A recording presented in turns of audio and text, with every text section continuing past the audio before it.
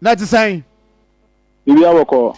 Na emabu no almost say one na odi o machi aja. Wo no omadi nkomo. Almost say o masempa ne sen. But as John 2 days now mabu no e dey ama Ministry of Lands and Natural Resources no. Ene na ebe so. Enti ene kwe ene bia ahye foforo be started dia yenim. Na ni nyina ne say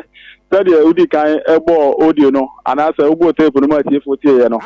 eye emabu na omo tepa infante ya eno no ewo half ano no na ni na ne se omo kire se said minister no ebe bie community minds ewo tepa e de emo omo no amanfo omo infante ena amanfo ene nkura hodo ewo area ho no omo so omo enya eso emfaso ni na ne se nsase ahodo bi e da area ho no omo hu se efoma gudie wom enti omo so omo asase a omo edi djuma ewo area ho na omo kire se omo ka bi hye mu asase a omo ye djuma ewo so ewo mfanti kromo no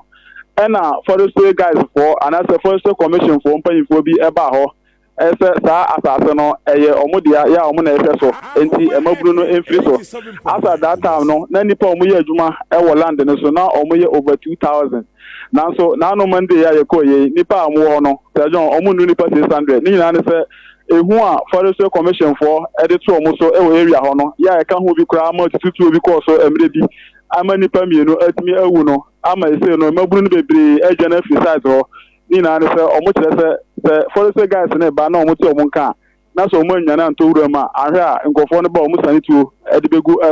omu tuo begu omu so ama omu na omo kire se omo Ministry of Lands and Natural Resources 2 days ya se 2 days na ebesi me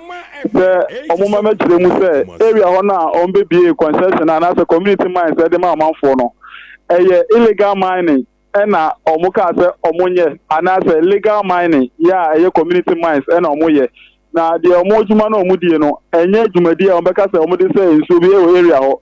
na asase na forestry commission for e claim se ye omo dia no omo kire sa asase no na eho ne ya awura enti omo hu Ghana ha asase ya awura forestry for na hweso enti forestry for no any Ministry of Lands and Natural Resources no omo mra out na omo ma kire mu se asase no eye biaye bia omo eye community mines na be yi anase enye yi enti sa na se next time bia na ombe ba ho omo ditu ebeba no omo buru no ma ready so omo no be hia because omo tena ho aya hwe ha ma ezei emaburu mienu ekọ ema wura ba ko na owo mse ne yeso ja ankora ma ko enwotwe ya de se no adwuma omudie no emaburu no na boabo sika no na omudi amokunafo no ene ne ma na omudi atwadwane adi enti omuntena ho ema forestry guys for emfa etu ema ho mehunu omo fi se etu no okwa site wa omo ewebu wa omo se de bom ho ban na ase mra ompese omo de be show omo nsamti ena ya na omo ye din no enti se 2 days na so nde no se efiri na ekọ omu se forestry guys aba area wa ahwe omu no mu edibesi ani ewo area ho enti se forestry commission any lands and mineral commission for no omu ama ho ama mekire jumadi a omu be bie waterpa ya omu ka se maburu no me omu mekire mu yie ama de ho ahafofo no anti a eni ahwe de ebesi wasato na nya depa na ada adwuma na omo ye no kwame wo na ukọ videos mahu se ebi wa ha yi but ukọ ye no area na omo ede mount mrantia so omo nya adwuma no eho na omo ye sa adwuma no sure omo chere se eho na omo ye adwuma no na omo bi ye no nsase na hodo no na eye ahodo be miensa ema ba ko de kra de omo ko so omo anya sika ni bi wo so enti de omo ye adwuma osisi ya no omo chere se investors miensa na edi old Ghana cedi no 31 billion edi ewuram ya omo afa nipa over 2000 a omo land ne so omo ye adwuma na sa investors miensa na me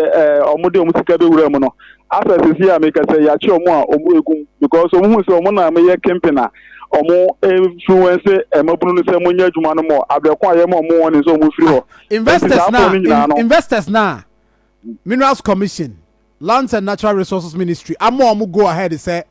omo enya adwuma ho no police for akwachi wo omo yo omo chere police for akofo omo nyina ya make say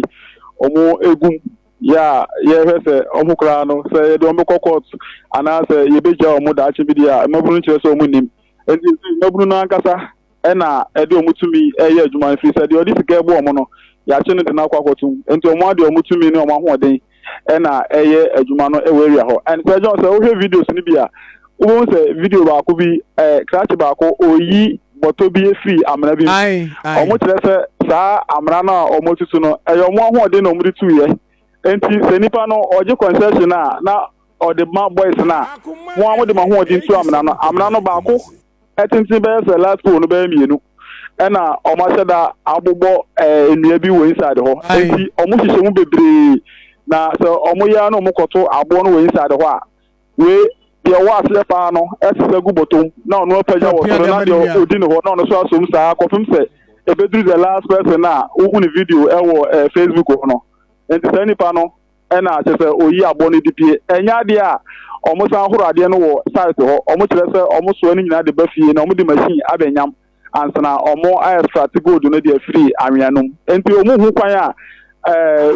forestfoɔ gyina so aka sɛ ebi ɔmo de bɛsɛ nsuo anaasɛ ɔmo de sɛ nsase ɛwɔ area hɔ nti sɛ forestfoɔ saa na ɔmo ka deɛ a ɛne mineral commission no ɛmra na ɔmra mɛkyerɛ adwuma no a ɔmo bɛbie wɔ Tepa no ɔmo kyerɛ mu yie na sɛ ɔmo kyerɛ mu na ɛyɛ community mines na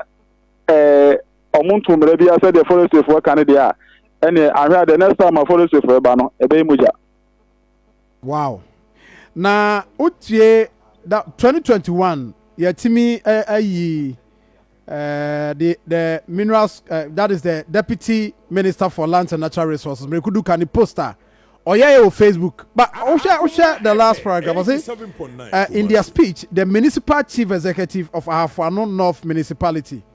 Honorable Martina Apia Nyantechi so it means that only Nanajman Bedu Dua Kunsu Hene the representative sure. In fact waka we indicate say maame no MC no hobby di asemi ba an MC na on the music no oye chairperson no e dia no so waye dia na mrantia na no anamobel no matu e dia call MC in office anamobel so na MC no so atu ho